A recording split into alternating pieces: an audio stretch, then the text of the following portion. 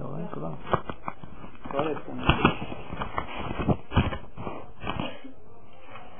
וחוץ לזה אני מאמין בחומר הזה. בשבילי זה סוג של לימוד תורה. במה שאנחנו מדברים? בוודאי. אתה שואל אם זה מה שאני אומר או מה שכולנו מדברים? לדעתי הכל. אני מסתכל על תורה בצורה קצת פתוחה ממה שאנשים אולי חושבים. מדי התחלתי, כן? יכול להיות. אני חושב שמה שנוצר בדיון בדרך כלל מוביל למקומות חדשים והם בדרך כלל טובים. המעשה הזאת היא... כתוב, אני מאמין בה. זה לא מהיום אני עושה זה. זה לא רק במקום הזה. זה עובד. זה פועל את הפעולות הטובות שלנו. פעם שעבר בסוף הזכרנו נושא של, דווקא דרך אגב, נושא של מעיין מתגבר ולעומת בור סוד. אז קצת מתקשר מה שכתבתי פה היום, המקורות של היום לעניין הזה, גם מתקשר נושא של הדמיון, אבל אני בכלל רציתי להגיע נושא של חנוכה בכללית. יש לנו פה שבוע לפני, שבוע הבא זה ממש חנוכה. כן, לא היה פה אפילו את המילה חנוכה פעם אחת. כן, זה ברור, לכן אמרתי שזה מגיע מכיוון אחר. עכשיו, כל מקרה אני פתוח, אם אתם רוצים לדבר מה שרוצים, אז נזרום את זה. אבל נראה מה יקרה.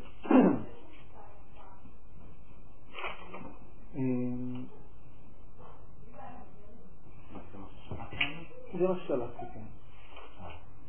שני המקורות. בסדר.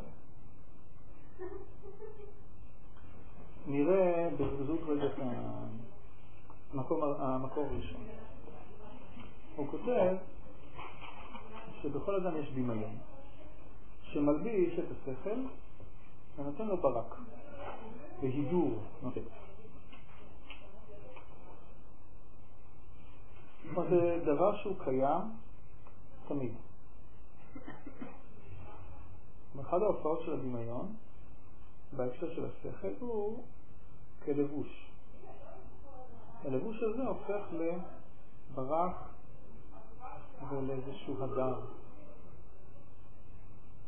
בכל מה שהוא לנע אותו, כלומר לתת לו נוי, אינו חוצה. כלומר זה לא פוגם, זה לא מפריע. למה שיפריע? אני שיכול השכל לבוא ולומר, או יכול האדם לבוא ולומר, הרי השכל שלי הוא לא צריך את התלבושות האלה, את התפאורה הזאת, את הקוסמטיקה הזאת. השכל שרוצה להגיד מה שהוא אומר אותו. יש מקומות שבהם באמת לא שייך ולא מתאים שדמיון יבוא ויעשה פה איזשהו את האפליקציות שלו, זה באמת לא מעניין. אם המתמטיקה באה לומר איזשהו רעיון מסוים, צריך להוכיח אותו, לא משנה אם ההוכחה היא נאה או לא נאה. לפעמים גם בזה יש נאה ולא נאה. כלומר, לפעמים יש משהו אלגנטי. זה טריק כזה שכולם מסתכלים על חלפי. כי זה לא צפוי. כלומר, היה צפוי שההוכחה תהיה מייגעת ומסורבלת וכו'. ופתאום באיזה משהו כזה פילי באיזה מין אבחת ברק שכלי בעצם קיבל פה הפתרון הזה, בא הפתרון הזה לידי גמר. אז גם זה יכול להיות. אז גם בשכל כאילו יש מקום לברק, אבל זה ברק שכלי. למה השכל צריך את הלבשה של הדמיון? זה לא רק בנושא של מדעים. בעצם זה בכל תופעת חיים, כל דבר שמפעילה בתוכה איזשהו מובן, כמו שזה הנושא של השכל, משמעות מסוימת, תמיד תבוא, לרוב, כמעט תמיד היא באה עם איזשהו מעטפת דמיונית. מה זה דמיון? כוונה, יש דרך להסתכל על המציאות הזאת. מלבד המשמעות של הדבר, יש מציאות מסוימת, סיטואציה. מי היא הסיטואציה? סיטואציה היא לא הגדרה שכלית, סיטואציה היא מציאות חי. השכל נותן לה משמעות. אפשר לאותה סיטואציה לתת משמעות א', משמעות ב', משמעות ג', וזה עבודה של השכל. להגיד מה האמת, יש פה את הסיטואציה הזאת, בין אם זה סיטואציה רגשית, בין אם סיטואציה רצונית, בין אם סיטואציה מעשית. אנחנו עוברים דברים כאלה בלי לחשוב בכלל המון פעמים כל יום. אנחנו שנוכחים פה, זה סיטואציה מסוימת. יכול אדם לבוא ולומר, זה היה מעיף, יכול אדם לבוא ולומר, זה היה מרשים, יכול אדם לבוא ולומר, זה היה כל מיני דברים אפשר להגיד על הדבר הזה. את המשמעות נותן, נקרא לזה המקום התיאורי של האדם. אבל המקום התיאורי הזה הוא לא בא בחלל ריק, הוא בא בתוך אווירה מסוימת. כי בכל, אני חושב שאת האווירה יותר נכון שייך למושג הדמיון. ואז אנחנו מקבלים בעצם, נפתחים לממדים חדשים. מעבר למשמעות, שהיא אולי יותר שייכת לצד השכלי, אז היא יותר היא בעניין של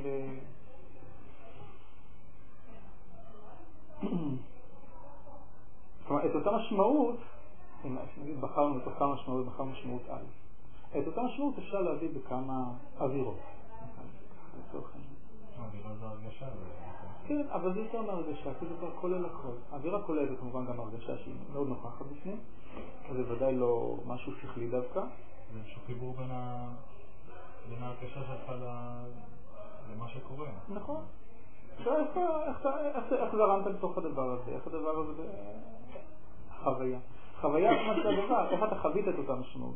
אותה משמעות אפשר לחוות, יש בה בן אדם בא מהבית מדופרס, נכנס לתוך אותה סיטואציה, יש בה בן אדם שנכנס שמח לתוך אותה סיטואציה, ושניהם מבינים את אותה משמעות, כי המשמעות היא נגיד ברורה, אבל עדיין החוויה תישאר שונה. אז אין מצב שבן אדם יהיה בלי דמיון. מה? לפי זה אין מצב שבן אדם יהיה בלי דמיון. לא, אין מצב, לא יכול להיות. בלי דמיון האדם הוא בעצם סוג של חדר.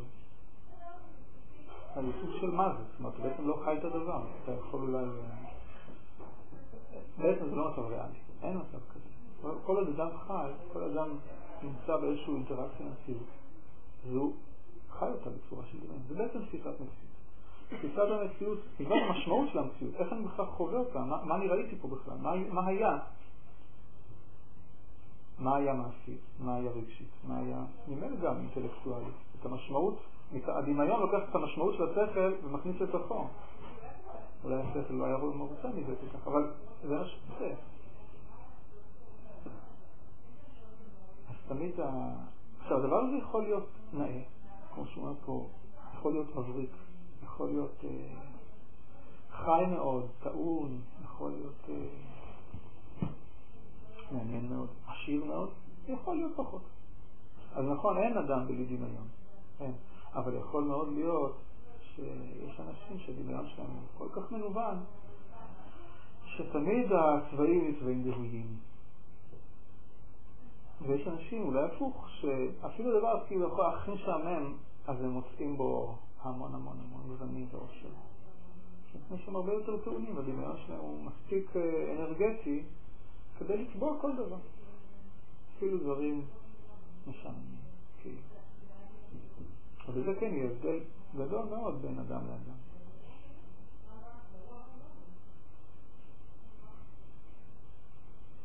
הוא בא ואומר שכל מה עם המשפט הבא,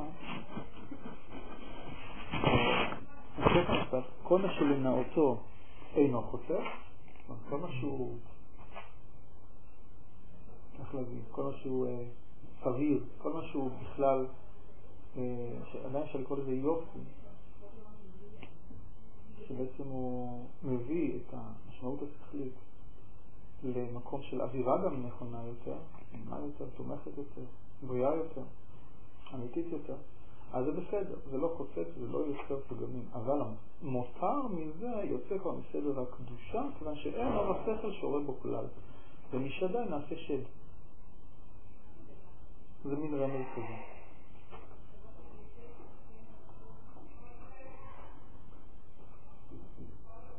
במקום שבעצם הדמיון משתלט ובעצם תופס כל התמונה עד שהוא בעצם בולע את המשמעות לתוכו, והוא כבר נותן משמעויות משלו לעסק, בלי שהאורסר בכלל יש לו פתחון כזה, הוא כבר לא מסוגל לדבר את האמירה הנכונה והשופטת. את השיפוט הנכון לגבי מה שקורה.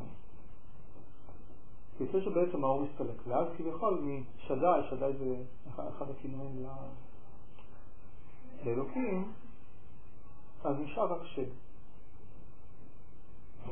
מה זה שד? זה גם סוג של איזה בריאה, יש פה חיים, שדים, נכון? שדים בספרות, שדים בתרבות. זה משהו חי, זה משהו דמון, זה משהו... לא יודע, מהשוליים של המציאות. איזה מקומות חשוכים שבהם דברים משתוללים שם בעצם בלי גבול. דבר פראי מאוד. כמו השדה, בלי העיר. אז זה הרמז, נכון? אז זה אומר, זה איזשהו תפיסה מסוימת לגבי הנפש. אחד ממערכות היחסים שבין השכל לדמיון, מה קורה איך זה צריך להיות מתוקן, ומה קורה כשזה מבולבל, זה לא מתוקן. ואז בעצם האדם הוא בעצם מתפתחים בתוך כביכול שדים כאלה, שהם יש לך כוח, בדרך כלל השדים מתפתחים, לפחות בסיפור שלנו, כדבר שיש לו בעצם שאיפה אחת, וזה לקעקע כל דבר. כלומר, לכבוש עוד ועוד ועוד שטח, שהוא שטח מיושב, ולהפוך אותו לשם. בעצם מבלבל את הכל, להחליט את הכל לתור ובוא, ואז יש חגיגה גדולה. לכן תמיד בספרות השדים הם היו חיים במקומות ששם בני אדם כבר לא חיים. הם יצר איזה פחד לגבי חורבות ישנות וכל מיני. וכמה סרטים יש לזה וכמה ספרות יש לזה. כל מיני טירות ישנות שמלאות לרוחות ושדים. כל מיני דברים מה המכנה משותף? כלומר, למה האנושות צריכה את הדבר הזה בתוך הספרות שלה? למה הדבר הזה תופס מקום? למה פעם היו כל כך הרבה שדים והיום פחות? נגיד, במובן מסוים. וגם זה מאוד חשוב בדמיון, כאילו למה אנחנו תופסים את השדים או כל המקומות שהם חיים בצורה, כל האנשים, רוב האנשים תופסים את זה באותה צורה פחות או יותר. זה משהו שהשכל שלנו מנחה אותנו לחשוב ככה, כי דמיון של אחרים, כל מיני סרטים או סיפורים שפשוט העבירו לנו את המידע הזה, זאת אומרת, הם ראו משהו בדמיון, העבירו את זה אלינו, ורוב האנשים, אלה שאוכלים את זה, קוראים את הסיפורים, רואים את הסרטים, ככה הם תופסים את זה, זאת אומרת, זה כמו על אותו רעיון הבאמים. שאלו אתכם איך הבאמים אמורים להיראות, כולנו נתאר פחות או יותר את אותו הבאם. כי כולנו חיים על איזשהו דמיון של אנשים ספורים שניסו להעביר את המסרים האלה, זאת אומרת, הוא ייראה בסך הכל כמו איטי פחות או יותר, כמו שאף אחד לא יודע איך הבאם נראה. זה איזשהו שילוב בין דמיון ושכל, שאנשים שראו את זה בדמיון מסוים, בסופו של דבר כרגע נתפס לנו בשכל צורה מסוימת שהאחרים אולי ראו את זה. נכון, אחרי זה אחד הכאילו הוכחות של המדע, למה אין הבאמים. בגלל שתמיד הבאמים נראים אותו דבר, את כל הדיווחים. למה לך להגיד שזה מין צלחת נוספת? בדיוק, יש הרבה דברים, מוזיקה קלאסית, אני לא יודע אם מישהו שומע, אבל כולנו יודעים ברמה השכלית, זה השכל, זה אותות שהשכל מקבל, סולם מינורי ולא מז'ורי, הוא סולם עצוב, ככה אנחנו תופסים את זה. צליל שלו יותר עצוב. למה? כי התרגלנו ככה לחשוב, מז'ורי הוא שמח, רוב השירים הם מז'ורים, השירי חגים, הם סולמות מז'ורים. אז יש את הרמה השכלית שאנחנו יכולים להבין שזה נשמע לנו עצוב וזה נשמע לנו שמח, ומה זה עד לרגשות. ויש את הרמה מעבר לדמיון שלא רק שזה עצוב, אלא אתה תתחיל כבר לדמיין סיטואציות שלמות שהמוזיקה שולחת אותך אליהן. זה באמת דוגמה שבעצם כל התפיסה שלנו היא תפיסה שעוברת דרך הדמיון. ואז עליה אנחנו מנסים להכיל את השיפוט שלנו ולהגיד, טוב נו, באמת זה ככה או לא באמת זה ככה? נוח לך עם זה או לא נוח לך עם זה? אתה קבל את זה וזהו, או שאתה מחליט לחשוב אחרת. ואז אתה בעצם נותן לדמיון הוראה להרכיב תמונה שונה קצת, עם כלילים, גוונים שונים קצת ממה שהם לא רגילים. אז באמת זה קורה ככה. אבל עכשיו הוא בא ואומר, תשמע, זה לא רק בנפש ככה. כן, יש מיליון דברים שאפשר להגיד על זה, אבל רק לצורך העניין. הוא בא ואומר, עכשיו אני אסביר לך מה זה נפש. כן, כמו שתיארנו כביכול בנפש, את המבנה הזה, אז גם בעולם זה ככה. האדם בתור איזשהו מיקרו, קוסמוס, אבל גם בקוסמוס הגדול זה ככה. בעולם, בתפיסה הכללית, איך המציאות חיה את עצמה, בלי קשר כביכול אפילו אליהם.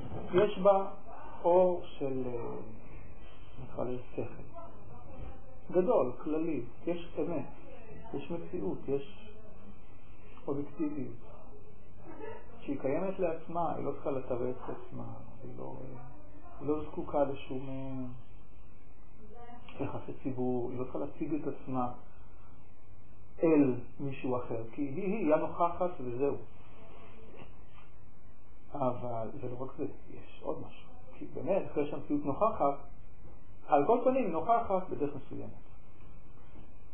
לפחות, לפעמים, איך אנחנו תופסים אותנו רגישים אותה. בעולם, הוא אומר,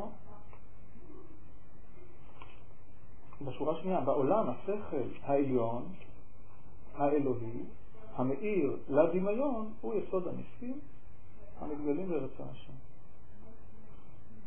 טוב, מה הוא רוצה להגיד? בואו נקרא עוד איזה משפט וחצי. מפני שכל ההוויה, המתואר לחוקים, כל המציאות, אינה כי היא לפי הדמיון שלנו. שרק אור שכל של חוכמה תצאה מאיר בו. להיות חוקי הטבע מסודרים על ידו.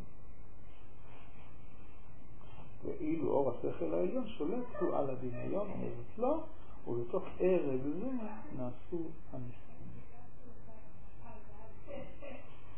הוא אומר, איך לתפוס מושג של נס? הוא אומר ככה, הדרך שלנו לתפוס את המציאות בעצם זה דרך של דמיון. כלומר, זה דמיון כזה שקיבל לתוכו את כל מה שהתבונה כבר אמרה לו. שהתבונה רגילה לזה הוא קורא שכל תחתון. שכל תחתון שהוא בעצם שכל אנושי. כולל כל ההישגים שיש לאנושות, זה דבר גדול. הרבה מאוד. כל הדרך שלנו לתפוס את העולם, כל זה נופל לתוך אותה תפיסה, לתוך אותו לבוש, שהמציאות בה נראית לעינינו. וזה כבר אמרנו, שזה בעצם דמיון. כלומר, הדרך שבה בני אדם, התרבויות, תופסות את עולמם, תופסות כל המציאות כולה, כולל הכל. לא רק את המציאות הפיזית, אלא כולל את המציאות אפילו הרוחנית, המציאות התרבותית, המציאות החברותית, המציאות, אפילו מציאות שהיא מעבר לכל מה שתיארנו עד עכשיו. כל מה שבני אדם נותנים לדעתם עליו. זה דרך לתפוס המציאות. וכל דרך לתפוס המציאות זה בעצם הלבשה של דמיון על גבי האור השכלי. עכשיו, אם הדמיון בא להלביש את החוכמה שלנו, כלומר, את כל המאמצים שלנו, את כל ההישגים שלנו, את כל מה שאנשים הרוויחו במשך אלפים שנים של היסטוריה, וכל זה הפך להיות תמונה מסוימת של העולם. אבל לפעמים יש לזה תמורות רציניות מאוד. תחשבו מה קרה לעולם כשפתאום הפך מעולם גיאוצנטרי לעולם הפוך. כלומר, מהמהפכה הקופרניקאית, מה שקראו. זה לא היה רק תפיסה, מהפכה מדעית, כמובן. הפחד הנוראי של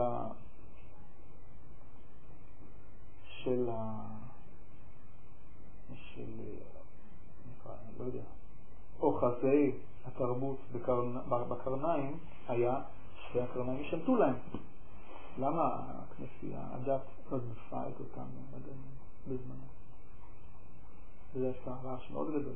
וכולם אחרי חגגו את השחרור מזה, וקראו לזה רנסנס, ומפה רק התחילה הכל להתקדם את צעדי ענק.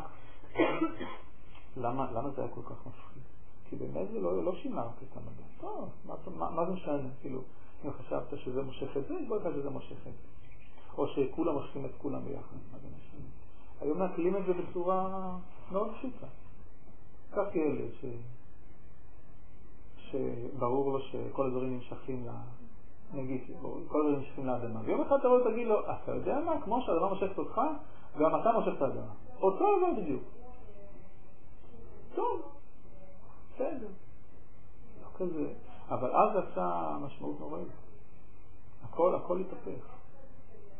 בגלל שהתפיסה הייתה מאוד מאוד אחוזה ומושרשת בתוך סדר מאוד מאוד ברור שכך חייב להיות, כך אתה תופס את העולם. הסדר הזה הוא משליך לך על כל המערכות האחרות. ברגע שפרעת משהו בסדר, במקום אחד, לך תדע לאן זה הגיע. והם ידעו לאן זה הגיע. זה בגלל שהמשמעות הייתה שאנחנו כבר לא המרכז. טוב, ברור, על זה אני מדבר. אוקיי, אז כאילו... מה? אני אומר ברגע ששברת את המסגרת, את האריג הזה, מה שקורה פה, האריג, את הלבוש במקום מסוים, עכשיו הכל מקבל זעזועים, והם ידעו בדיוק למה זה מאיים. בגלל שזה מאיים גם על הצדדים של התפיסה הדתית, שאז הייתה מאוד מאוד לא פתוחה. ודאי לא כנסייה שם.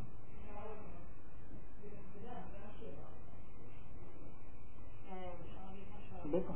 אמרת שהמיקרו זה כאילו מה שקורה לכל אדם, אז יש בזה משהו, כי אנחנו נוהגים את זה עם איזה תפיסה שאמרו לנו שנגיד בשולחן זה כיסא, ויש איזה שלב של זעזוע שאתה אומר לא, זה לא נכון, אני רואה את זה כמשהו שונה, יש פה משהו שהוא פגום במה שאמרו לי, אז כאילו זה ברמה של המיקרו, ואז כאילו בכל מקרה אתה שובר פה איזה פבנית, ואז מתלבש שכל אחר על כאילו הדמיון זה החלק שאומר לא, ואז זה מתלבש שכל חדש, כאילו אולי זה השכל העליון, כאילו בניגוד לתחתון. אז תמיד יש שכל שמתקדם לשכל. פה הוא רוצה להגיד, אני חושב משהו של שכל עליון, עוד פעם, נחזור. במיקרו, באדם, תמיד שכל חדש חזק יותר, בוגר יותר, הוא כביכול אור עליון לעומת השכל הקודם שהיה, שהתלבש בדמיון מסוים. אז משהו חזק יותר ואיכותי יותר, הוא יהיה אור עליון לעומת האור התחתון שהיה קודם. בעולם... כאילו זה כמו התהליך שאמרת עם הכנסייה וכל זה, זה קורה גם לכל אדם בתוך עצמו. כן. וגם זה קורה לחוץ. כן, עכשיו, מה שהוא רוצה להגיד שבעולם, כשהוא מדבר על אור עליון, כלומר כל השכלים שלנו שמקודם דיברנו עליהם בתוך המיקרו, כל זה חשב תמיד תחתון, לעומת משהו שהוא תמיד יבוא מעבר לזה. מקום שממנו תמיד יבוא חידוש כזה שבעצם מחדש את הכל. מערכה ומהפכה שהופכת את כל מה שהיה קודם, זה דבר חדש, לגמרי חדש, שאין לו בעצם שורשים יותר מדי עמוקים במה שהיה קודם, הקרוב. ולזה בעצם הוא אומר, זה בעצם נקרא לזה. כלומר, ברגע שבא איזשהו אור כזה, שבעצם הוא לא, אתה לא רואה מאיפה הוא צומח בתוך המערכות שהן כבר לפניך מונחות, שברור לך שהמציאות מתנהגת ככה וככה וככה, ואין לה שום סיבה להתנהג אחרת. זה עובד טוב במחשבים, זה עובד טוב בחלליות, זה עובד טוב בכסף, זה עובד טוב בחברה, חברתיות, כל מיני תפיסות מעמדות חברתיים ודרכים שבהם החברה, זה עובד טוב בתרבות וביצירה, זה עובד, אין שום סיבה כי יכול ללכת למקום אחר. בסדר, אז יש לפעמים תנועות, אבל תנועות קלות, גלים ככה, על פני השטח, לא יותר מדי שינויים דרסטיים ומהפכניים. ופתאום יכול לבוא אור אחר, שכל אחר, רעיון כזה, שבעצם משמיט את כל היסוד. הוא צודק את כל אותה מערכת, כל אותו דמיון. הקודם שהלביש את המערכה השכלית הראשונה, חוכמה תקעה שהוא קורא לזה, כלומר נמוכה יותר, הפשוטה יותר. וזה בעצם נס. אז אם אנחנו מחפשים נס, נגיד נס חנוכה, אז נס חנוכה פשוט אומר, תשמע, היה סיפור, באו, נכנסו לבית המקדש, ולא היה שמן, נכון, היה המון שמן, אבל כל השמן היה טמא, בגלל שהיוונים בעצם טימו את כל השמנים, אבל בשביל המנורה צריך שמן טהור, אז מה יעשו? אז חיפשו ומצאו ועשו פח אחד. זה שמן שהיה מספיק ללילה אחד להדליק את המנורה של בית המקדש. הכד קטן הזה, לא כזה קטן, בגלל להדליק את כל הנרות של בית המקדש, של המנורה, במשך לילה אחד, ארוך. לפני שזה באמת היה עכשיו, עוד שבוע. בתאריך הזה הלילות הם מאוד ארוכים יחסית במשך כל השנה. אז צריך הרבה שמן, 7 נרות כאלה, תהיה איזה כמות, פח ופח. קטן. אבל באמת זה רק להגיד יום אחד. מה יעשה מחר? טוב, לא חשוב מה יהיה מחר. התברר שמחר הפח היה מלא, כמו שהיה בפעם הראשונה, וכך הוא הספיק ל8 ימים. כלומר, כמות שהייתה אמורה להספיק לילה אחד בלבד, הספיקה ל8 ימים, וכמה פלפולים יש לזה, איך בדיוק זה היה כל העם. נגיד, זה מבחינה מעשית, כן? היה צריך להספיק ליום אחד. כמו שתיקח את הבקבוק הזה, יש סיפור כזה על הבבא סאלי. נפטר לפני 20 שנה. נכון. שפעם אחת הייתה סעודה גדולה שערכו שם. התברר שכחו לקנות ערק. מה יעשו בלי ערק? שם, כן, מרוקאי, עיראקים. לא, אצל העיראקים זה ערק. אצל העיראקים, אצל המרוקאים קוראים לזה שכח. מחלה. הקיצור חריף. לא היה, שלחו לקנות, פשלה. נשאר מצחו מצאו בקבוק אחד. אז מה הוא עושה? יש סיפור. כנראה וראו את זה. אז הוא עטף את הבקבוק בזה מגבת. ומזג. ומזג. זה לא נגמר. זה לא נגמר. אז אחרי זה אמרו לו, כאילו, מה? אז הוא אמר לו, הייתה לי ברירה. כן? אז למה עטפת? לעשות נס, כאילו אם אתה כבר עושה נס. עושה נס בלי לעטוף כזה. שלא יראו שזה באמת לא לפי המידה שאמורה להיות. אז הוא אומר לו, נס, כמה שאתה יכול להסתיר אותו, מסתירים. צריך לעטוף אותו, לתחוב איזשהו לבוש שלא יהיה. אפשר להבין את הרעיון. גם לפי דבר שם. זאת אומרת, יש כל נס, כאילו, שאנחנו מתארים אותו. יש בהיסטוריה שלנו הרבה ניסים, מכל מיני סוגים, שאפשר לקרוא להם. יש ניסים ממש לא הגיוניים, לא טבעיים, ויש ניסים שהם קצת יותר נכנסים בתוך המסגרות הטבעיות, והכל הזה מאוד מאוד מאוד מאוד לא צפוי. זה מאוד מאוד מאוד מאוד פתר בעיה מאוד מאוד מאוד קשה, אז קוראים לזה נס. ואנחנו חושבים שבאמת זה ככה. כלומר, אבל מה ההגדרה של נס? אז מי שמחפש את הנס רק בקטע טבעי, כלומר איפה הטבע הפסיק לאבד את הממשות שלו, ופתאום החליט נהג אחרת מהצפוי, משהו לא נורמלי, זה סוג של טעות. כי לא פה צריך לחפש את השורש. בעצם מה בא עליך להגיד לפי מה שאנחנו קוראים פה?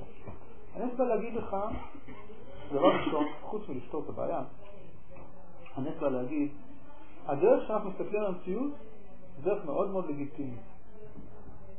אבל היא לא בלעדית. ואפשר לפעמים על אותה מציאות ואותם תנאים, אותם נתונים, להסתכל אחרת לגמרי. לתת את המשמעות. לא, טוב, אז לא ככה, זה יהיה ככה. הרבה מעבר לדבר הזה. משהו לחלוטין שונה. וזה מה שהופך נס אמיתי להיות נס.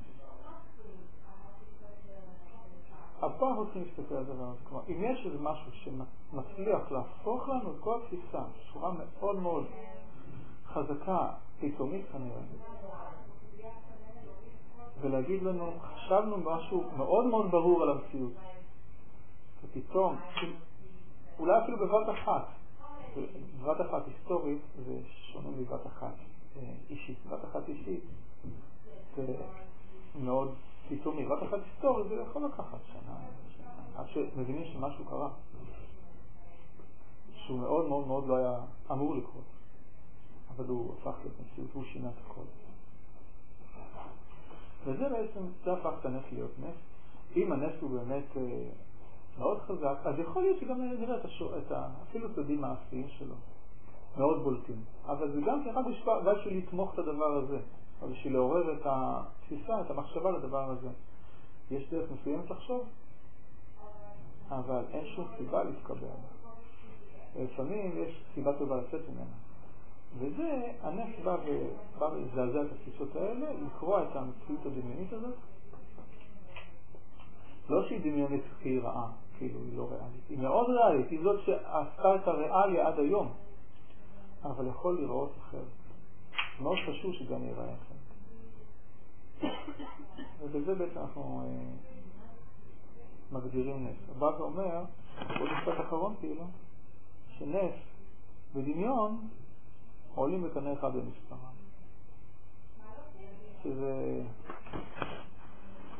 רמז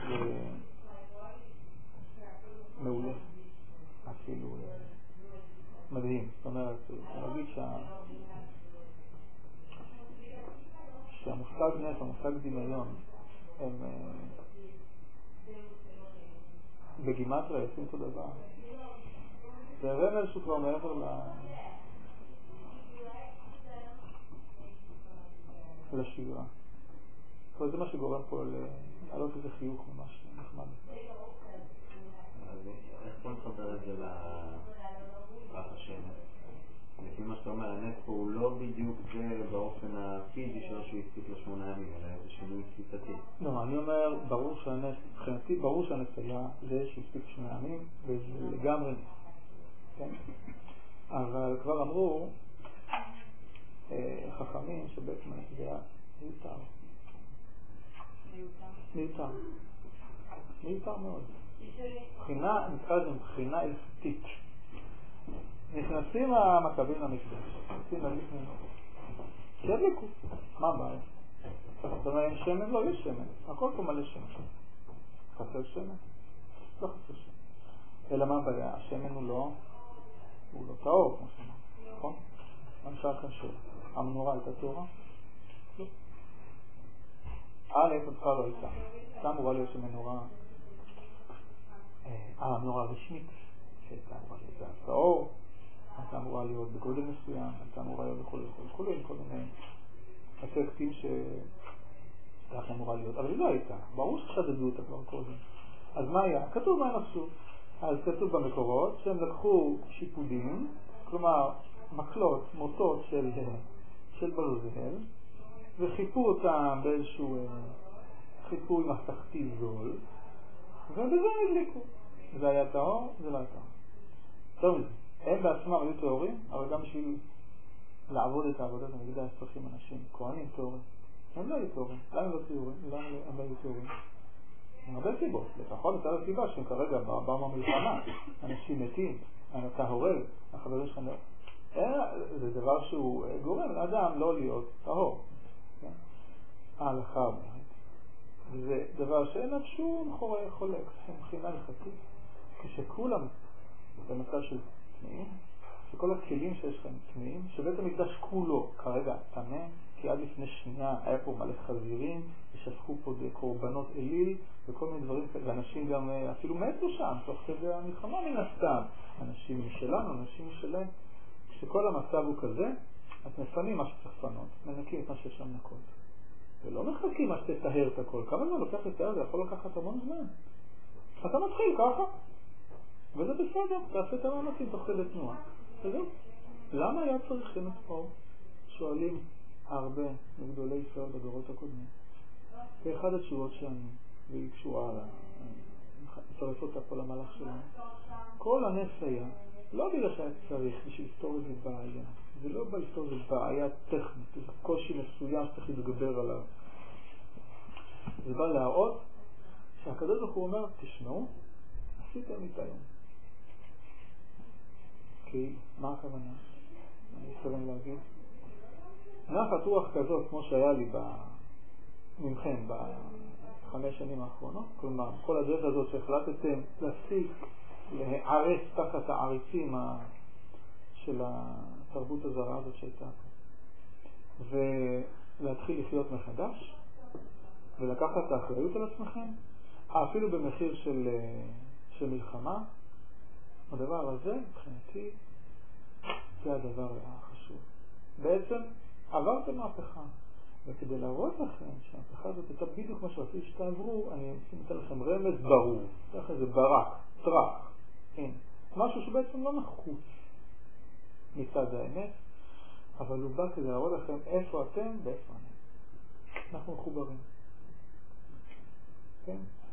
מה שעד עכשיו, אז במובן הזה, הנס הוא נס מאוד ריאלי מבחינתי. הוא באמת היה כך. מה שלא היה אמור, מבחינת טבעי, להפסיק. ב8 ימים, עד שהביא שם איתו.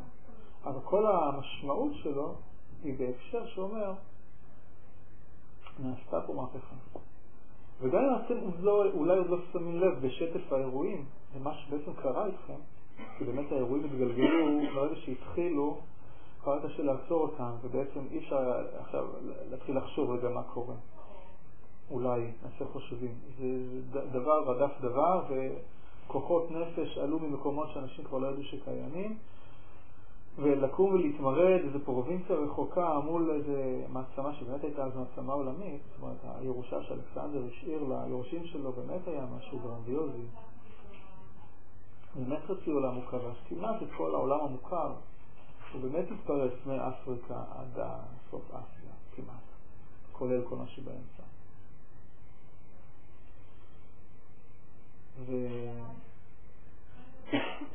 לעמוד מול כל זה ולהגיד, אבל אנחנו רוצים להגיד משהו אחר בחיים שלנו, בעולם שלנו, לנו יש דרך אחרת בחיים, אנחנו נגיד את זה, אנחנו נתעקש עליה, ואנחנו נהיה מוכנים לספוג את המחיר, ומוכנים לקחת באיזשהו סוג של מסירות נפש, לעמוד מול כל הדבר הזה ולנצח ולהצליח. זה מהפכה.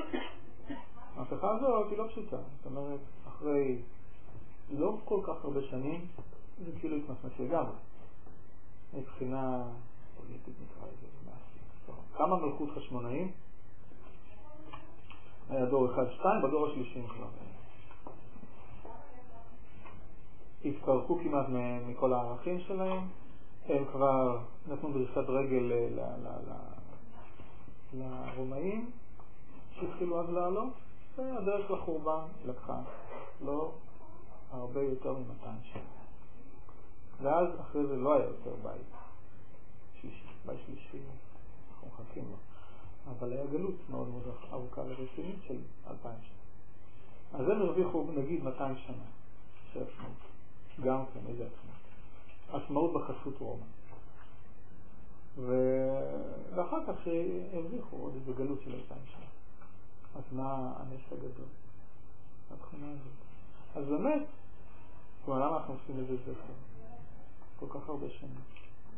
עד כדי כך שיש אומרים, אפילו אם כל החגים יתבטלו לעתיד לבוא, באיזה עולם הבא כזה, שכבר לא יצטרכו את החגים הרגילים. אבל חנוכה ופורים לא יתבטלו לעולם. זה משהו כזה שאומר, תשמע, שאתה יכול, כל החגים, מה זה מכל החגים בחנוכה ופורים? זה כבר קשור למאמר הגדול השני פה. עד בחנוכה ופורים מכל החגים האחרים. מה זה? שמה? זה היה שם נס ממשי? איפה? פסח שהיה לך את החצי ים סוף. אבל פסח לא נחגג ים סוף היה בעצם אחרי שכבר יצאנו ממצרים, נכון? אנחנו חוגגים ליציאת מצרים. הנס של קריאת ים סוף התרחש לפי התאריך ביום האחרון של פסח. פסח 7. היה לך עדיין את העמוד זה רק כמו אומר שאנחנו לא חוגגים פסח לזכר איזשהו סיטואציה, לא, היה עמוד והיה זה. לא, יצאנו ממצרים, עכשיו מה זה היה? זה היה משהו המון המון המון. בדרכנו, לא עשינו דברים בעצמנו. כל החגים שכתובים בתורה, כן, החגים התנ"כיים יותר, הכתומים, הם חגים שבעצם לא באו מתוך שקרה לנו משהו. או מתוך שהקדוש ברוך הוא אמר, בואו, אני אומר לכם, יש חג כזה, יש חג כזה, חג כזה. זה חגים שהוא המציא. חנוכה פורים אנחנו המצאנו. אנחנו המצאנו, לא ירדו מהשמיים כאילו. הם לא כתובים בתורה. כל החגים כתובים בתורה, 5 חומשי תורה, אלה שניתנו למשה ורבנו. אז הכל כתוב שם.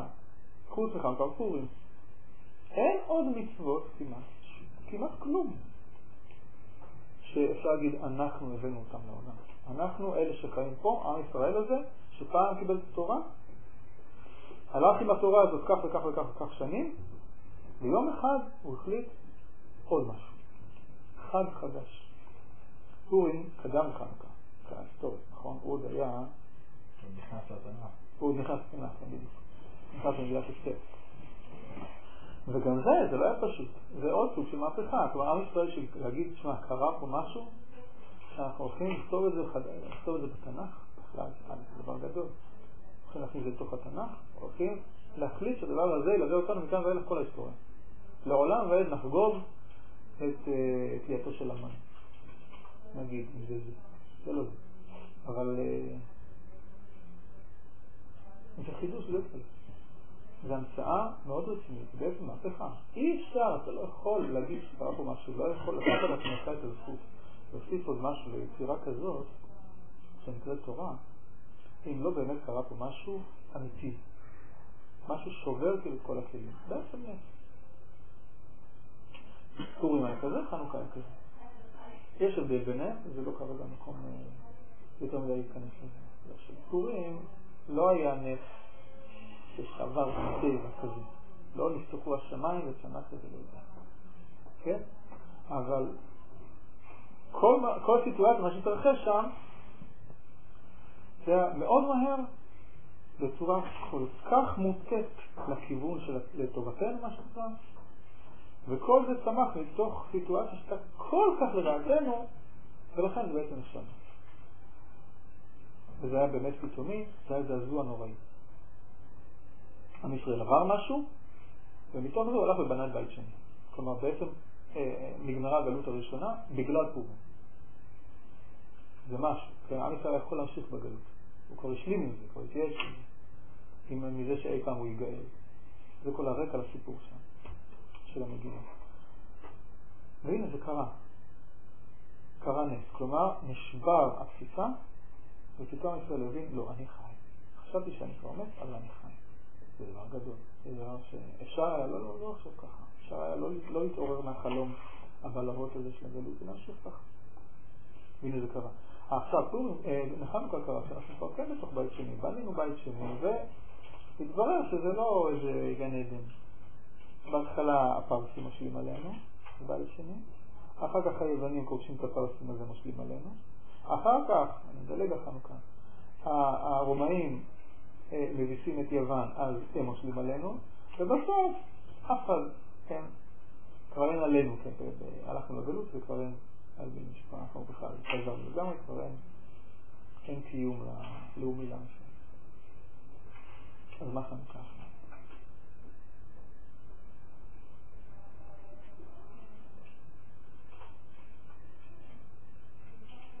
איפה המשמעות המהפכנית המופלאה שהצריכה א' להביא נס גלוי, נס מתוק כזה של שמש? אם לא במשמעות בסך הכל הנס הזה הביא לאיזשהו מעשית לזקיפת גב כזאת שהספיקה כוח הכל סוג של 200 שנה של עצמאות, לא ממש עצמאות, אבל סוג של ואחרי זה החובה, תתמותק. אז בזה נמדוד את המהפכה.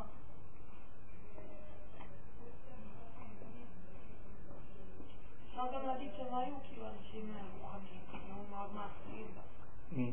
כל השיפור של המשמעות. זה אז מה? לא, זו שאלה באמת, למה זה... אני חושב שזה היה טוב. בדור הראשון הם באמת אנשים רוחניים. זאת אומרת, לא היה שום סיבה. התכוונתי יותר מעשיים מהשירות. זה התפתח אחר כך. האמת שלפי חלק מהביקורת עליהם, אז זה בדיוק הייתה בעיה, או אחת הבעיות שהייתה להם.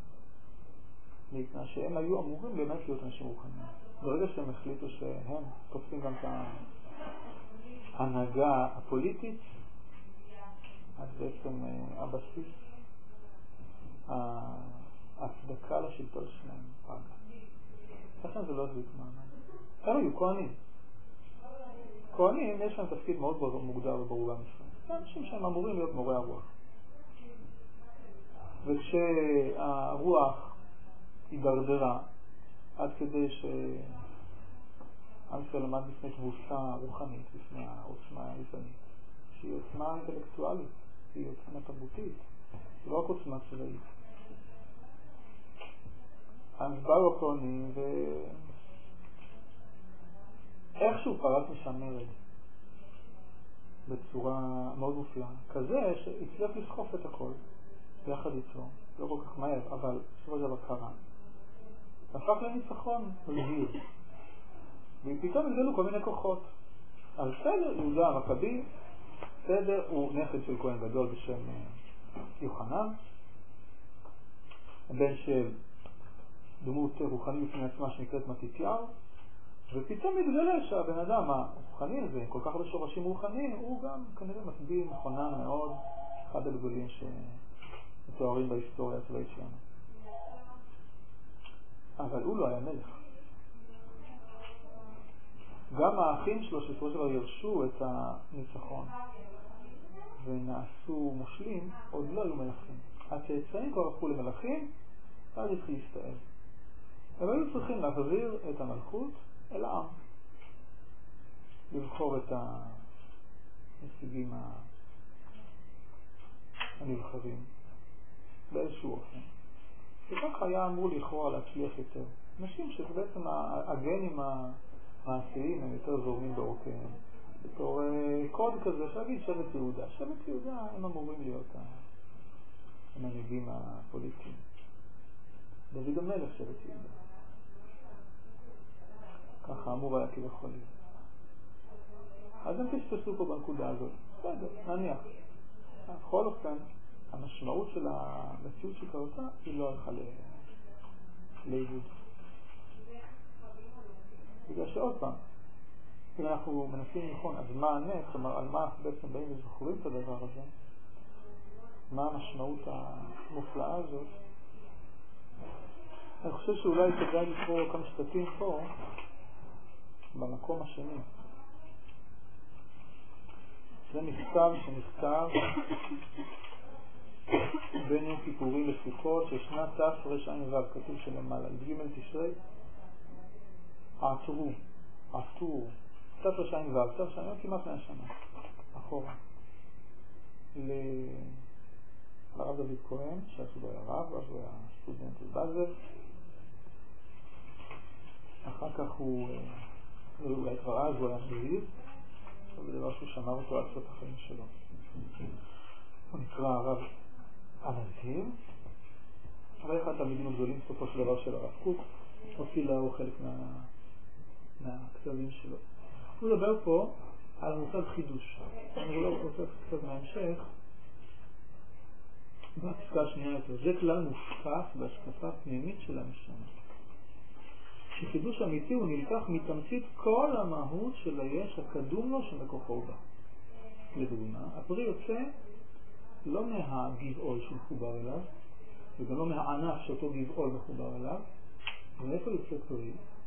זה שבחינה אמיתית, הפרי יוצא מכל האופי של העץ, מעומק גזעו ושורשו ויסוד שאיבת לשדו עד ראש צמרתו והתפשטות הנחה ועליו. אני חושב שפה הוא אומר לא רק מבחינה טכנית.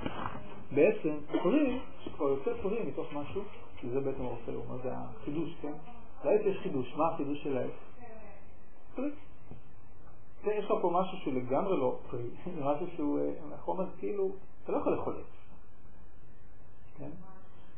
וגם אם יש חיות מסוימות שמסוגלות לאכול עץ, עדיין פרי זה משהו אחר. פרי ראוי למאכל עדיין. זה משהו אחר, רעיון חדש. יש עצים שאין להם פירות. שאפשר, נגיד, מבחינתנו לקרוא לזה פירות. לא יודע, משהו. מוצאים זרעים באיזשהו דרך. יש להם דרך להמשיך את עצמם, דרך הקיום שלהם. אבל להגיד פרי זה רק חדש, זה רעיון. זה לא חייב להיות ככה.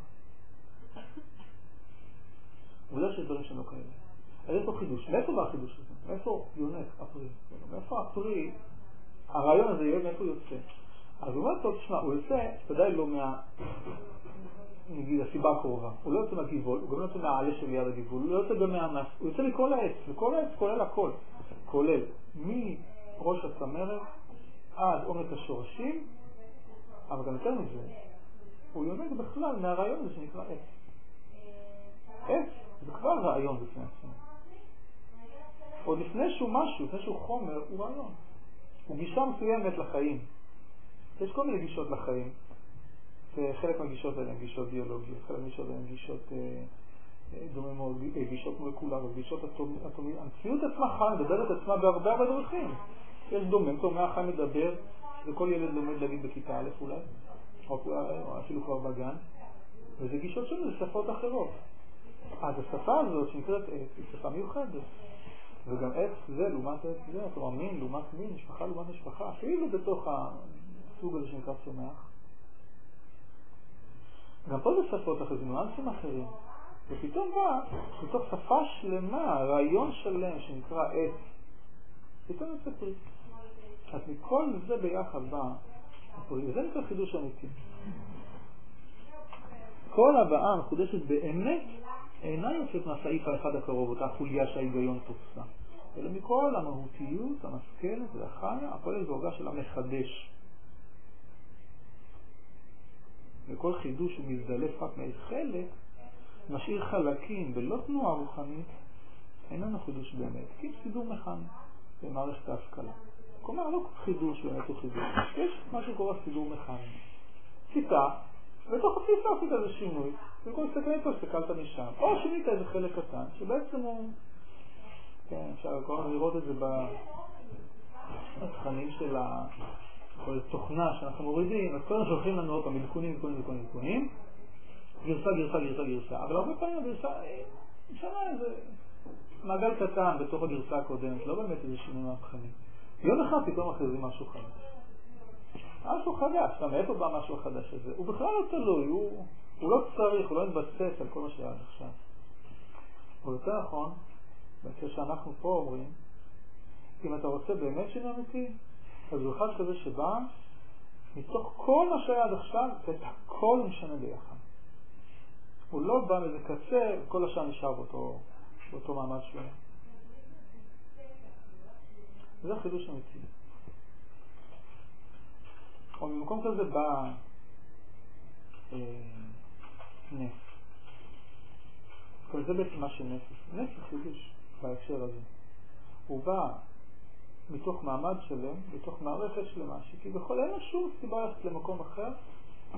היא בסדר, היא מוצלחת, היא עושה את הפעולה שלה, היא יודעת להגיד טוב מאוד מה שהיא רוצה.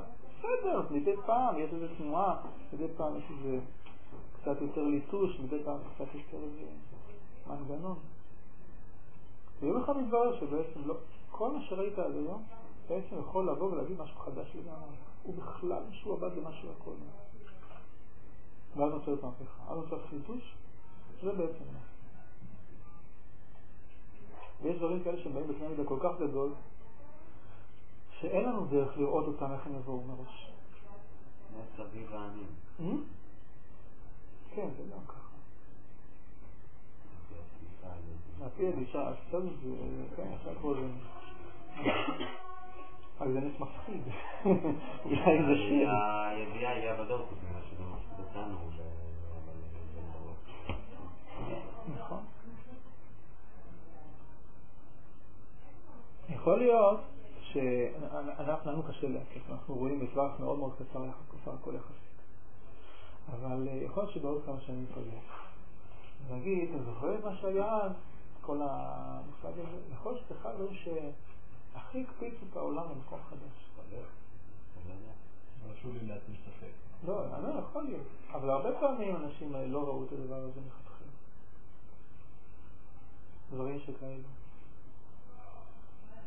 מהסוג הזה. מי ידע, לא כאלה דברים, יש דברים כאלה שאתה רואה אותם אחרי זה בעולם חדש, והוא בכלל לא כל כך טוב לעומת העולם כאילו הקודם. העולם, עד לפני שתי מלחמות עולם האלה שהיו, האחרונות, הראשונה והשנייה, היה עולם שהיה מאוד מאוד מרוצה מעצמו סך הכל. הגיע להישגים גדולים במדע, להישגים גדולים בתרבות ובספרות ובשירה, בעיקר בחלק מסוים של אירופה שקראו לו אז דייטשלנד, או פרוסיה. ואחרי זה לא שהמקום הזה דווקא משם יצא דברים הכי נוראים שלי. אבל העולם הזה נהיה עולם אחר. הבעיה היא הניתוב של הדברים. יש לנו נטייה להפוך דברים למקום רע. במלחמת העולם הראשונה, אתה יודע, אחרי שהמציאו את הדינמיט, אמרו, נשק יומדין, אף אחד לא יתעסק איתנו. זה נשק שהביא שלום. במלחמת העולם הראשונה, הפריחה שלום. אז בנשק האטומי, בעולם השנייה, זה מה שהביא שלום. זה עשה את המלחמה, אבל זה ממש לא הביא שלום, והיום אנחנו רואים אותנו, זה לא מביא שלום. הניתוב שלנו לפי דעתי הוא מאוד גרוע. ועדיין, אנחנו עדיין עוברים במקומות טובים. ודאי שהעולם של היום הוא לא עולם כמו שאנחנו. הוא לא עולם, עכשיו השאלה אם הוא עולם, טוב, נכון הוא ממותג דברים רעים, זה ברור אין חולק על זה, הרבה פעמים. אבל האם אפשר להסתכל את זה רק במובן רע? לא בטוח. מפני שיכול להיות שהעולם הזה של היום הוא עולם שנכון הוא עובר פוסט-מודרניזם, נכון הוא עובר, אבל יש הרבה דברים שבמובן מסוים היה נכון לשבור אותם בעולמות האלה. היה מין תמימות אידיוטית כזאת, כביכול שזהו, מיצינו, אין לאן ללכת יותר. אבל העולם הזה שתהיה מלחמות העולם היה עולם שבעצם היה כבר עד היום מיואש מעצמו. עוד לפני מלחמת העולם הראשונה, העולם נקרא, התרבות נקרא תרבות מודרנית. מודרנה לא הביאה אחרי מלחמת העולם הראשונה. והעולם כבר היה מודרני. וזה עולם שהיה סך הכל מרוסן עצמו, ולכן כבר היה עומד לפני קריסה. הספרות של אז היא הייתה ספרות של ייאוש. אחרי מלחמת העולם עוד יותר ברור, אבל כבר אז הייתה ספרות מיואשת. הפילוסופיה של אז הייתה פילוסופיה שכבר אין לה מה להגיד יותר. היא עושה סיכומים של מה שהיה עד היום. אבל אין יותר מה להגיד. זה היה מאוד מאוד דבר שסגור בתוך עצמו, שעמד לפני ניוון. אז נכון שבשביל לצאת מהדבר הזה היה צריך סוץ אדיר. אבל התגלו באמת כוחות חדשים. אבל עם הכוחות החדשים האלה יכול להיות שהתגלו גם כיווני מחשבה חדשים, שאיפות חדשים. אני לא יודע מה, תשמע, תסתכל על התרבות של העולם, אתה לא רואה שום דבר חדש. אתה רואה שנכנס עוד יותר פסימיות, עוד יותר פוסט-מודרניזם, עוד יותר חוסר משמעות של כל. יכול להיות. אבל אם אנחנו נסתכל על מה שקורה אצלנו, לא בטוח שככה. אצלנו, כל המלחמות האלה הביאו אותנו לפה. אחרי מלחמת העולם הראשונה, שנהיה סדר חדש בעולם, פתאום מצאו מקום להיזכר שיש גם יהודים בעולם. וואו, שכחנו, היה נוח לשכוח. אולי ניתן להם משהו. אז יצאו לנו מדינה. אז התחיל הצהרת בלפור, היה תוצאה של מלחמת העולם הראשונה. הבריטים היו מרוצים מאוד מעצמם שהם ניצחו, שהם היו בצד המנצח. עשו ג'סטה. אתה עוד לפני סיום המלחמה. מה, הצהרת בלפור? 17. זה היה לפני סיום המלחמה? לא. מלחמה שנות שנייה. אוקיי, בסדר. סדרי העולם הם תמיד שהתקופות הכי טובות מאחר בתקווה חייב, אבל זה לא כל ההיסטוריה, באות אחרי קטסטרופות גדולות. גם זה יכול להיות, הרבה אנשים אומרים גם בהקשרים האלה שחייבת לבוא קטסטרופה גדולה בשביל שנצא לאיזושהי דרך חדשה, זה מין מחזוריות בשביל שתמיד קורה תמיד יש קטסטרופה ותמיד אחריה מגיעה. זאת אומרת, אומרים שהדברים צריכים לגמרי בשביל אותה מהפכה, בשביל לשנות דברים מהיסוד. שוב, תסתכלו על היום, זה לא... דבר צריך להגיע לרמות שפל ממש, לקחת את היסודות, להוריד את היסודות, רק משם יכולה להגיע צמיחה מחודשת. להגיע לתשתית ומשם לצמר דברים חדש. אפילו בהקשר המהפכה החברתית שהייתה פה, אומרים א' אף אחד לא יודע מה יהיה, אם זה צריך להסתכל בראייה יותר חווה, אבל גם אומרים שאם היום אנחנו לא מרגישים אותה כבר, כנראה שלא היה לנו מספיק רע. דברים שעבדו במדינות רע, אם יעבדו לא, הכל תלוי בכמה קטסטרופה, רק כמה אתה באמת רוצה לשנות מוכן להקריב בשביל זה. גם קטסטרופה, המשמעות שלה זה אחרת מתפתחת. מה, משמעות המילולית? כן, זה אחרת מתפתחת. לא ידעתי. זה קטסטרופה. מה זה מה? מה זה הקטה ומה זה ספורט? קטה זה אחרת. כן.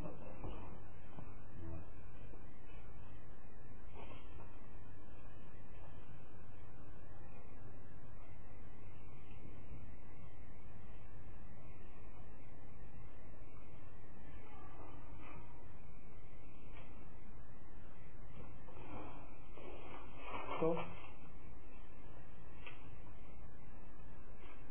לאן אנחנו הולכים עם זה?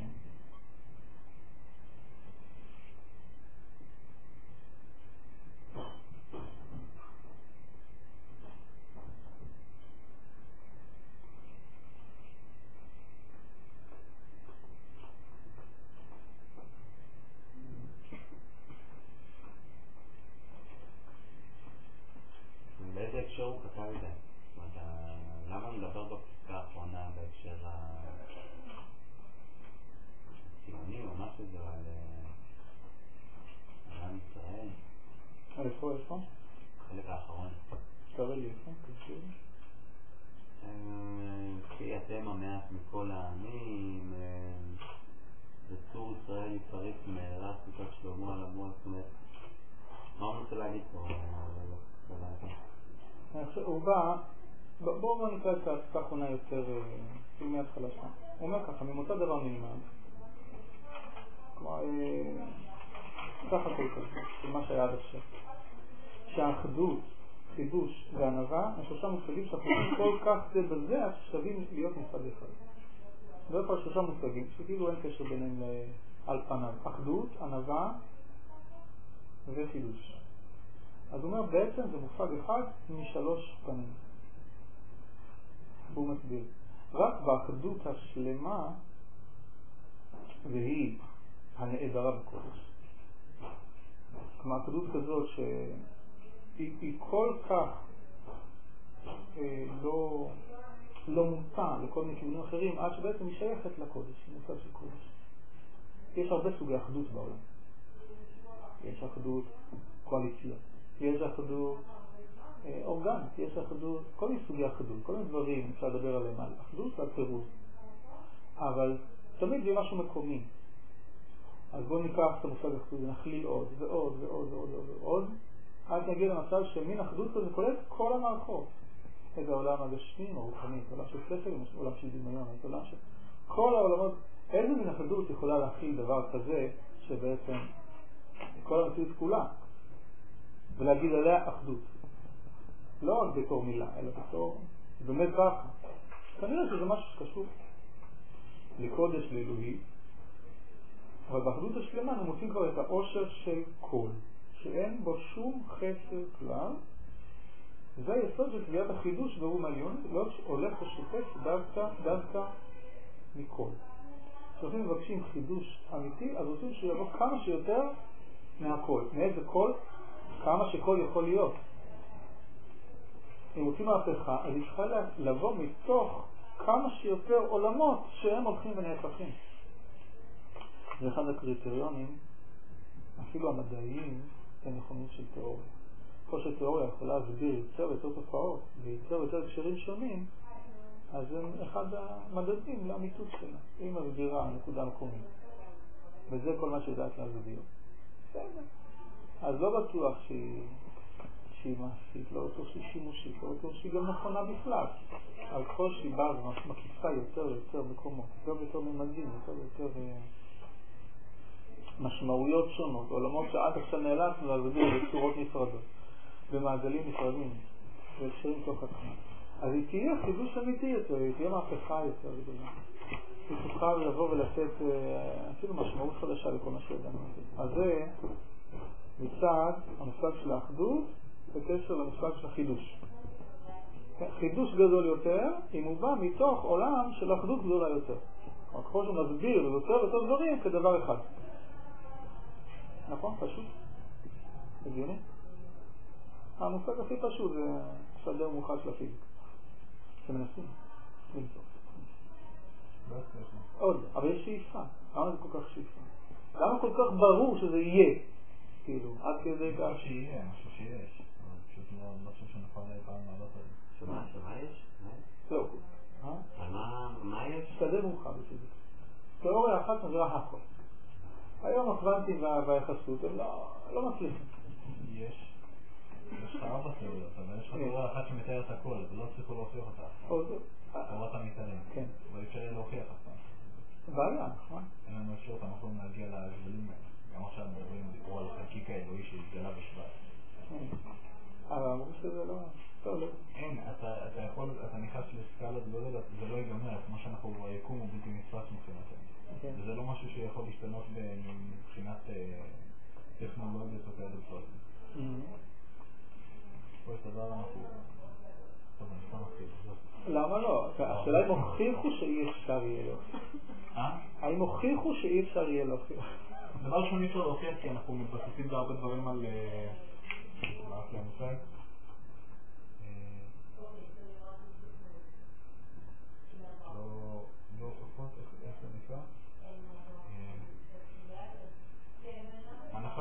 אוקיי עבודה? איך זה נקרא? שרציתי לשם. אקסיומות? אקסיומות. יש עבודים שמבוססים על אקסיומות. יש מקום שהם הוביעו, וזה ככה. זה מעבר לזה. זה פשוט עם התפיסה שלנו. כן, זה עניין של פילוסופיה. אנחנו יכולים... זאת. זה קורה לך יותר מדי. מה? אבל פעם זה קרה מוכר.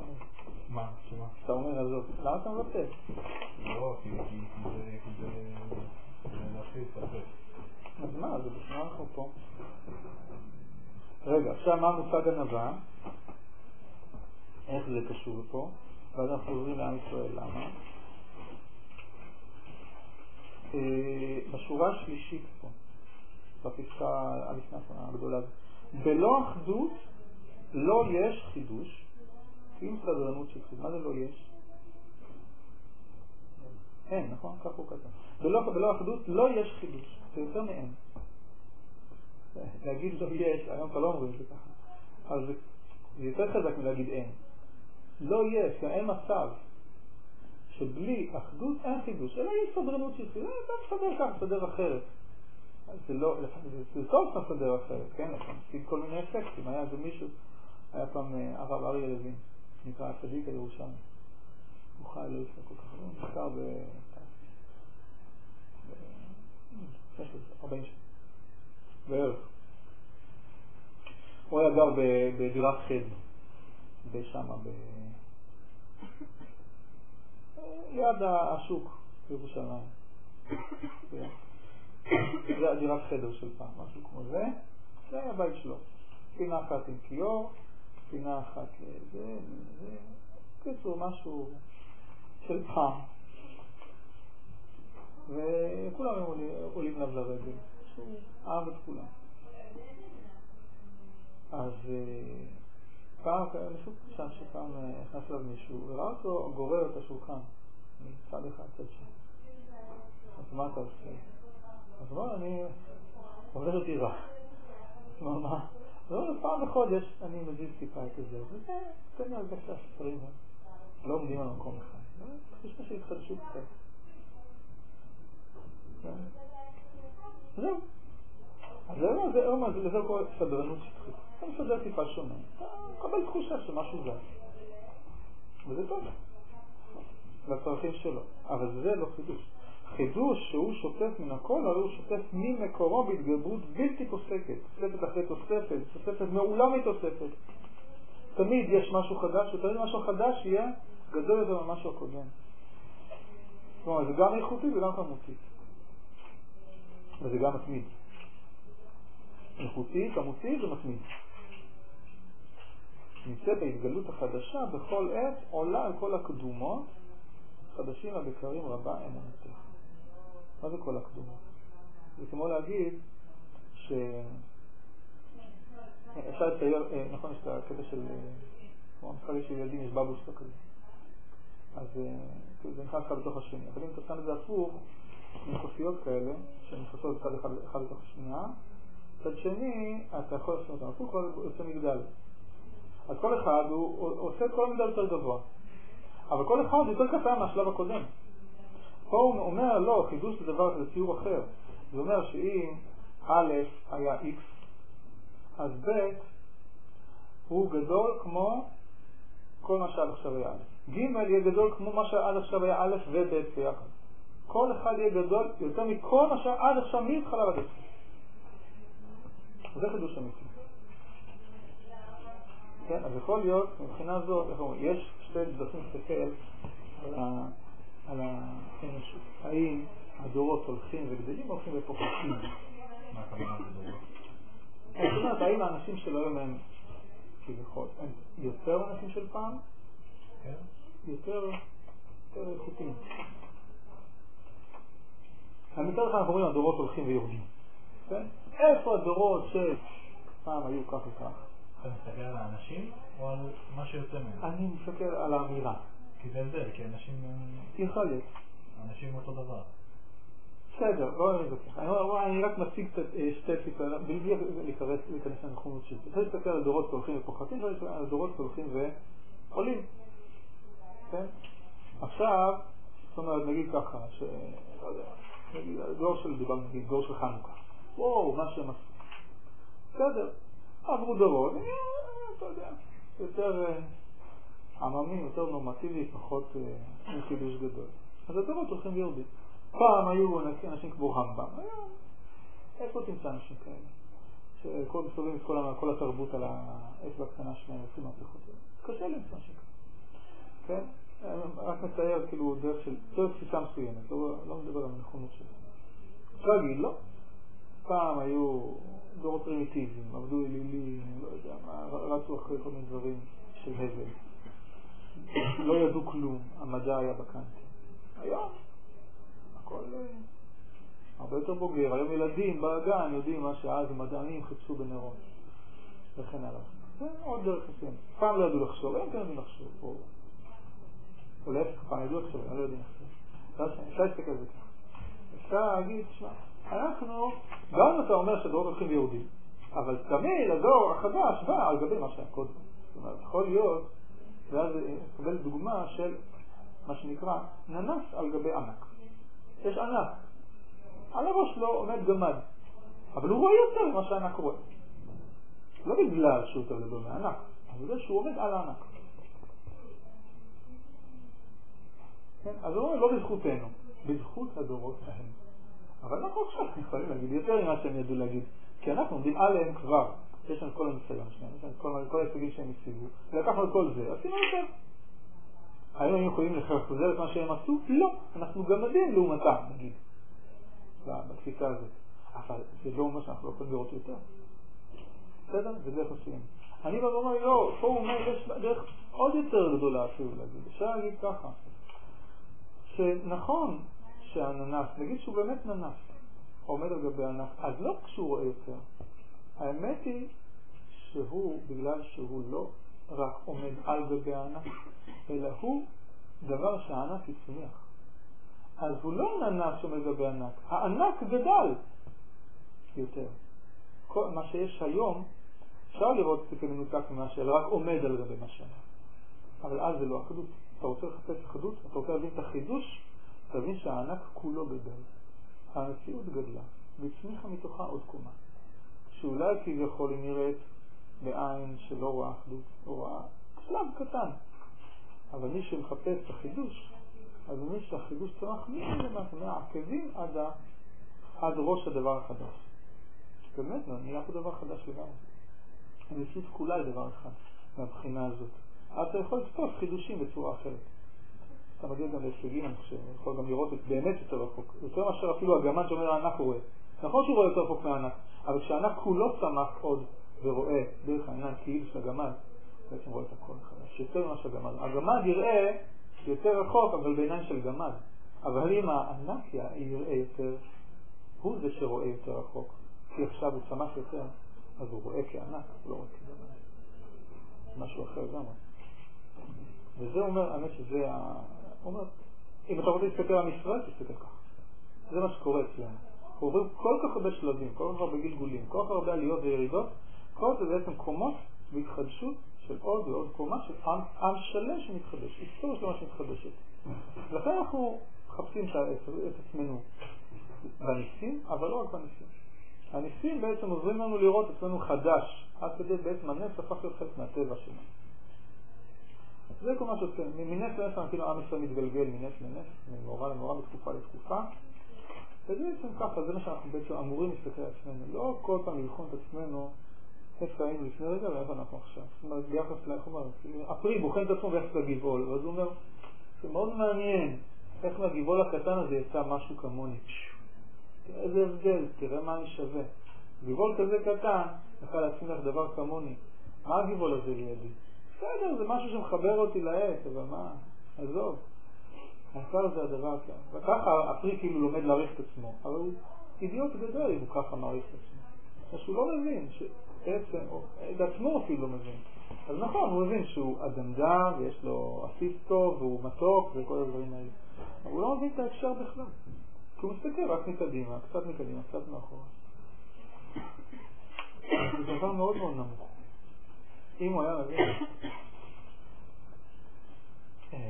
את כל ההקשר, את כל האחדות. עכשיו, איך הוא הבין את זה? אז לזה קורא ענווה. יכול להיות זה דבר הכי גדול שטוב. כי הוא להסתכל על הקשר שמסביבך, זה לא ענווה. זה לא, אתה אומר, תראה, יש פה אני. אז כיוון שאני מבין שאני לא פה לבד, מסתכל קצת פה, קצת לשם. זה העיקר. העיקר זה להבין את המקום שלי. אבל אם הכל בתוך ההקשר שלי, דרך העיניים שלי, זה כמו אותו גמד שמסתכל, עומד על הענף, וואו, מסתכל לשם. הוא רואה הכל דרך העיניים הגמדיות שלו, אבל זה לא ענווה. כשהוא יבין שהוא בעצם פרי של כל הענק כולו, אז בעצם זה נקרא ענווה. הוא לא רואה את עצמו רק בהקשר המיידי שלו, אלא בהקשר של עולם אביר, עם המון המון שורשים, המון המון מעמקים, ועם המון המון עתיד גם. אם הוא יבין שאם כל הדבר הזה עד היום בא בפני אחותי, מן הסתם זה לא יעצור פה, בוודאי ילך עוד הלאה גם. וזה ודאי ענווה גדולה. וזה דרך כן, לכן מה שעם ישראל הוא מאופיין בדבר הזה. אולי לא תמיד בתפיסה שאנשים פתחים, אבל מבחינה שמה שקורה איתנו, אנחנו כאילו מייצגים את התפיסה הזאת בלי סוף. כל פעם מחדש.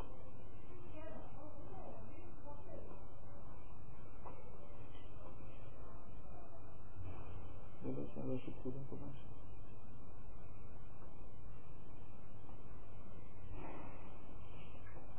זה לא שקרה בחנוכה, שהם הצליחו לראות את הפרספקטיבה, ולא כן, וזה לקח זמן.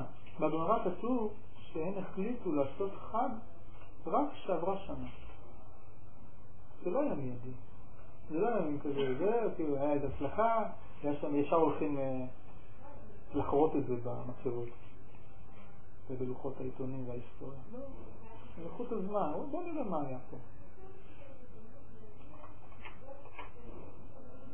וגם היה להם דרכים כאלה להסתכל. האנשים של אז, אנשים שזה הדרך שלהם הייתה לחשוב. כך הם למדו להעריך דברים ומאורעות. הם ידעו שהם הולכים לגלות. לפי הרבה מקורות, עוד ודאי 100 שנה לפני החורבן, גדולי ישראל שאז היו בהנהגה, הם הבינו שהחורבן. הם ראו שזה רק זמן שאול. אז הם הכינו את כל מה שהם יכלו כדי לתת צידה לדרך לעם שהולך לגלות של 2000 שנים. על פי הדרכים שהיו להם. על פי הדרכים שנסתכל ולחזות קצת כאילו. יכול לשאר. זאת אומרת, לאחז כמה שיותר בשורשים. כדי גם בהפסקה של כאילו 2000 שנה זה לא יהיה הפסקה באמת, זה לא יהיה חינם, זה לא גזע קרות. זה גזע שידלדל, אבל הוא לא מת. זה לא מת, זה יבוא ופתאום יצמח. מאיפה זה יצמח? רואה משהו מיובש כזה שפתאום הוא ציפרי. איפה זה בפרי? אתה לא יכול לראות את זה בסביבה הקרובה. משהו שמבחינה היסטורית קשה להבין איך אחרי כאילו מצב של צמח, עם ישראל היה צמח בגלות. יותר קרוב למוות מאשר לחיים במשך 2000 שנה. ופתאום יצא פרץ מאוד מאוד רגעי מבחינה היסטורית, תקופה של 50, 100, 150 שנה. מצב שבעצם דבר חדש שכל העתיד רק לפניו. דבר כל כך צעיר. מלא כל כך מלא כוחות. לא לפי שום סדר גודל כמותי.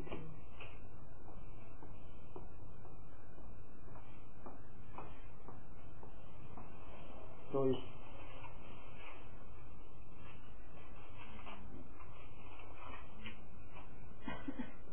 הוא כן, העתיד שהוא חוזה לזה זה עתיד שמחבר את כל העולם, כל היצורים ביחד. עוד כמה שורות כאלה. כמו שהדבר הזה יתפשט מעם ישראל בסופו של דבר כל העולם. כל העולם נמצא את עצמו מסוגל לחשוב כמו שאנחנו בעצם מייצגים. התוודע לכל כי כל חבר במציאות הרי מוסיף לנו אושר. זה מאוד רחוק מה שאני חושב. כל מה שיש עוד מישהו בעולם, עוד דבר בעולם, אז כל המציאות נעשית שמחה יותר. היום זה לא ככה. היום אם יש עוד מישהו, אז הוא מה הוא בא לאכול? מה הוא בא להזיז לי? איפה הוא יגע לי? וכל דבר בא על חשבון השני. אבל לא, התפיסה שאנחנו שואפים אליה, וגם חיים אותה כנראה, חיים לקראתה.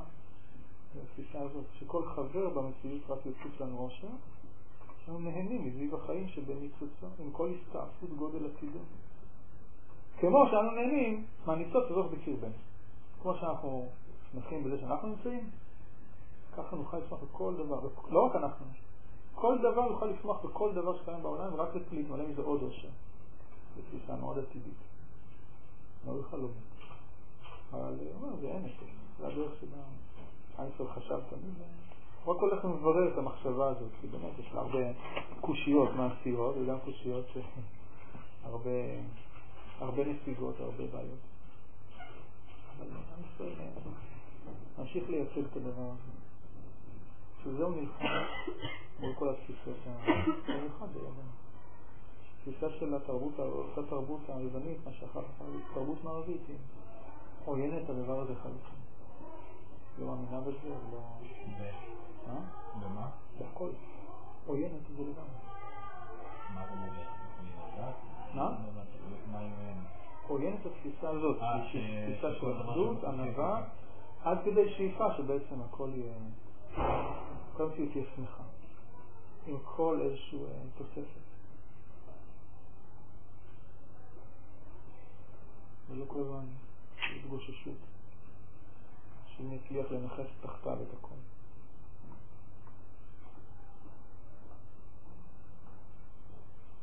טוב, בעזרת השם חג שמח. אני חושב שנרצה נפגש גם בשבוע.